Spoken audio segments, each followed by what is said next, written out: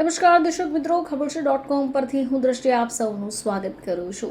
દર્શક મિત્રો, હાલમાં જ ભારત અને પાકિસ્તાન વચ્ચેની જે સ્થિતિ છે એનાથી સૌ કોઈ ચિંતિત છે. આ સ્થિતિ તણાવભરી છે અને આ એવી સ્થિતિ છે જેમાં ઘણા બધા લોકો ઘણી બધી પોસ્ટ વાયરલ કરી રહ્યા છે, વિડીયોઝ વાયરલ કરી રહ્યા છે અને પોતપોતાની પ્રતિક્રિયાઓ આપી રહ્યા છે. હવે આવા સમયમાં ઘણા બધા સ્ટાર્સ એવા પણ છે જે લોકપ્રિયતા પામી રહ્યા છે, તો ઘણા સ્ટાર્સ એવા પણ છે જે ટ્રોલર્સને નિશાને આવી રહ્યા છે.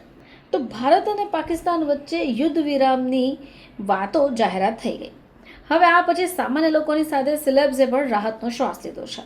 સોશિયલ મીડિયા ઉપર ખુશી વ્યક્ત થઈ રહી છે. જોકે સલમાન ખાન અંગે ટ્વીટ કર્યું હતું. હવે થોડીક જ વારમાં આ સલમાન ખાને પોતાની જે ટ્વીટ છે એ ડિલીટ કરી દીધી અને બાદમાં જ સલમાન ખાન ખૂબ જ ટ્રોલ થઈ ગયો. શું છે આખી વિગત, ચાલો જાણીએ. તો હકીકતમાં પોતાના ભૂતપૂર્વ એકાઉન્ટ ઉપર ટ્વીટ કરતી વખતે સલમાન ખાને લખ્યું કે યુદ્ધ વિરામ માટે આભાર. હવે અભિનેતાનો ટ્વીટ બહાર આવ્યું અને યુઝર્સે તેમને ટીકા કરવાનું શરૂ કરી દીધું. હવે આ સમય હતો કે જ્યારે ફેન્સ ગુસ્સે થઈ ગયા કે તેમણે ઓપરેશન સિંદૂર વિશે કંઈ ન લખ્યું અને તરત જ યુદ્ધ વિરામ પર ટ્વીટ કર્યું. જોકે લોકોનો ગુસ્સો જોઈને અભિનેતાએ થોડીક જ વારમાં પોતાનું જે ટ્વીટ હતું એ ડિલીટ કરી દીધું. હવે સલમાન ખાને ટ્વીટ ડિલીટ તો કર્યું, પરંતુ સોશિયલ મીડિયા પર ચર્ચા તીવ્ર થઈ ગઈ.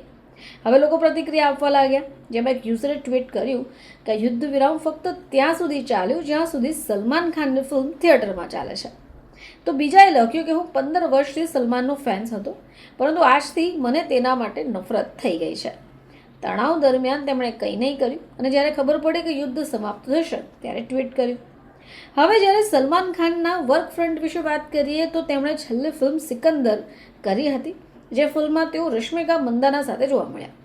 હવે આ વખતે અભિનેતા પડદા ઉપર પોતાનું જાદુ ચલાવી નહોતા શક્યા. જોકે આ જે ફિલ્મ હતી એ કોઈ ખાસ કલેક્શન નહીં કરી શકી. હવે આ જે દિવસો છે ઘણા બધા મોટા પ્રોજેક્ટ્સમાં તેઓ વ્યસ્ત છે. શાહરૂખ ખાન સાથે ટાઈગર વર્સિસ પઠાણમાં પણ હાલ તેઓ જોવા મળશે. તો દર્શક મિત્રો, હાલમાં જે તણાવ ભરેલી સ્થિતિ છે એમાં ઘણા બધા લોકો જ્યારે પ્રતિક્રિયાઓ આપી રહ્યા છે તો ટ્રોલર્સનો નિશાને પણ આવી રહ્યા છે. ખાસ કરી સલમાન ખાન કે જ્યારે તેમણે એક ટ્વીટ કરી અને બાદમાં જ ટ્રોલર્સના નિશાના પર આવી ગયા. જોકે થોડા સમય પછી સલમાન ખાને પોતાની ટ્વીટને પણ ડિલીટ કરી હતી, જેથી ફરીથી ચર્ચાએ ચગડોળ પકડી લીધું છે. તો દર્શક મિત્રો, ફરીથી તમારી સમક્ષ હાજર થઈશું. ત્યાં સુધી જોતા રહેજો ખબર છે .com.